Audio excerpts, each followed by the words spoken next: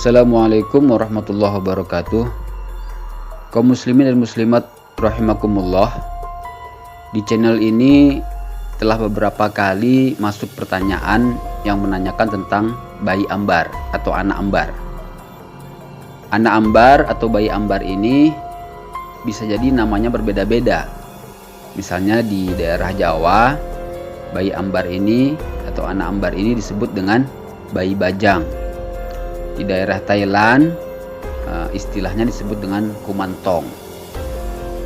Nah, apapun namanya, yang jelas beredar kepercayaan di sebagian masyarakat bahwa seorang anak atau bayi yang keguguran itu nanti dia akan menjelma menjadi anak ambar.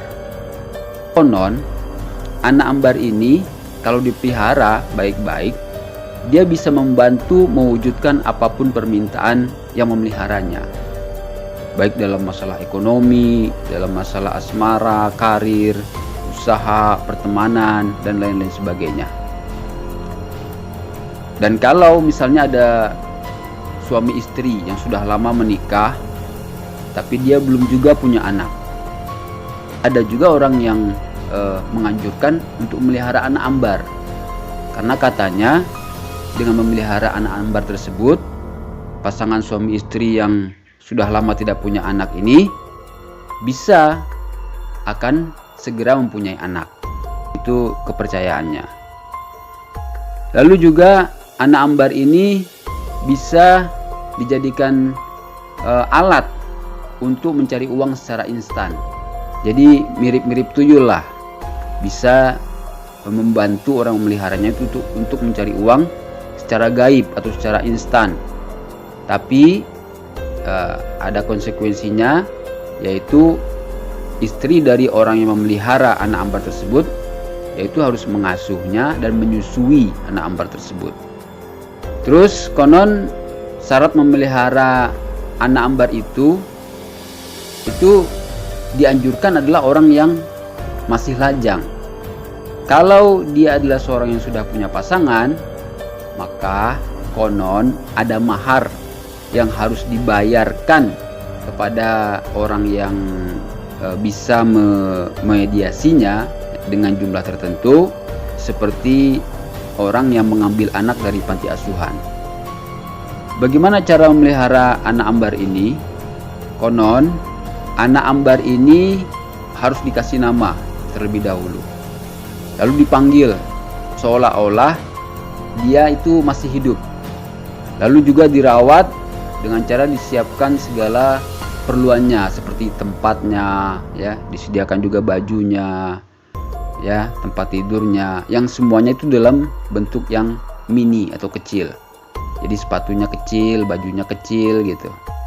Lalu pada malam-malam tertentu, terutama di hari atau malam kematiannya, itu harus disediakan sesajen berupa pisang raja, telur ayam, dan air putih untuk anak ambar tersebut. Nah, bentuk bayi ambar ini bagaimana? Ya, konon menurut cerita yang beredar juga, ciri fisik daripada anak ambar ini itu hampir sama seperti tuyul. Dia memiliki wajah yang tua, kepalanya besar, dan badannya seperti janin. Beberapa kepercayaan lainnya yang beredar tentang bayi ambar itu mengatakan bahwa tidak semua anak keguguran itu akan menjadi anak ambar atau bayi ambar. Tetapi yang akan menjadi bayi ambar atau anak ambar itu hanyalah bayi-bayi hasil aborsi. Jadi bayi yang sengaja digugurkan, ya, entah itu bayi hasil perzinaan atau lain sebagainya, dia sengaja digugurkan. Lalu nanti anak ambar ini akan mencari ibu yang telah menggugurkannya itu untuk menanyakan kenapa mereka digugurkan. Nah, ini konon sebagian kepercayaan seperti itu. Ada juga yang mengatakan bahwa anak-anak ambar ini atau bayi-bayi ambar ini itu banyak ditemukan di wilayah-wilayah pertemuan dua sungai. Kemudian di wilayah yang banyak pohon-pohon besar, di hutan, atau di kota-kota besar yang marak kasus aborsi.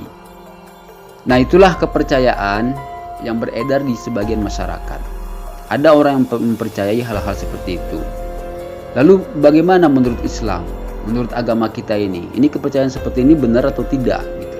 Nah, kalau menurut ajaran Islam berdasarkan hadis dan keterangan-keterangan para alim ulama yang telah kita gali, kepercayaan semacam ini tidak benar. Jadi tidak ada anak yang keguguran itu nanti akan menjadi bayi ambar atau menjadi sosok lain, menjelma jadi sosok apalah namanya gitu ya. Tidak ada.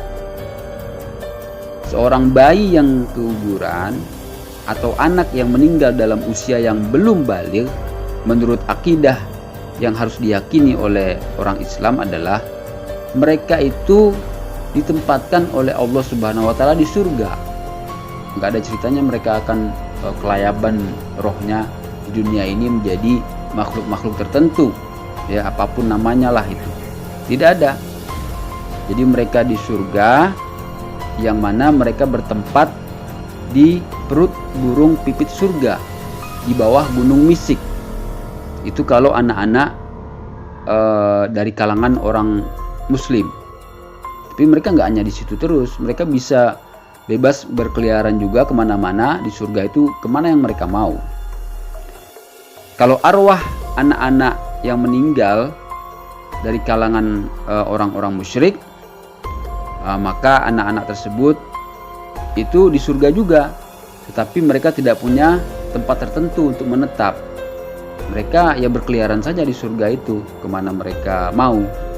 Lalu kepercayaan yang kedua adalah bahwa selain mereka di surga, ya mereka itu diasuh oleh Nabi Ibrahim dan Siti Sarah sampai hari kiamat. Kalau sudah datang hari kiamat, barulah nanti anak-anak tersebut akan dikembalikan kepada orang tuanya masing-masing, baik anak dari kalangan orang mukmin ataupun anak dari kalangan orang-orang kafir, ya asalkan mereka meninggal masih suci, ya ini di bawah usia baligh. Hal ini bisa dijumpai keterangannya di hadis Nabi SAW yang berbicara tentang peristiwa Isra Mi'raj. Jadi Rasulullah SAW itu pernah melihat di taman surga itu ada seorang lelaki jangkung, yang mana di sekitar lelaki jangkung tersebut itu banyak anak-anak yang mengitarinya, anak-anak kecil, ya. Lalu Rasulullah bertanya, ini siapa lelaki jangkung ini, ya. Dan siapa pula tuh anak-anak yang banyak itu, anak-anak kecil banyak yang mengitari beliau itu. Maka dijawab bahwa itu adalah Nabi Ibrahim alaihissalam, dan anak-anak yang mengitari beliau itu adalah anak-anak yang meninggal dalam keadaan suci, yakni belum baligh, ya, termasuk tentunya anak-anak yang keguguran. Ini hadisnya sahih menurut riwayat Imam Bukhari. Jadi itulah kepercayaan yang ada dalam ajaran Islam. Tidak benar bahwa seorang anak yang keguguran atau bayi keguguran itu akan menjelma menjadi bayi ambar atau makhluk tertentu lainnya. Itu tidak benar. Adapun anak ambar itu sendiri, bayi ambar itu sendiri, maka itu bukanlah bayi yang keguguran.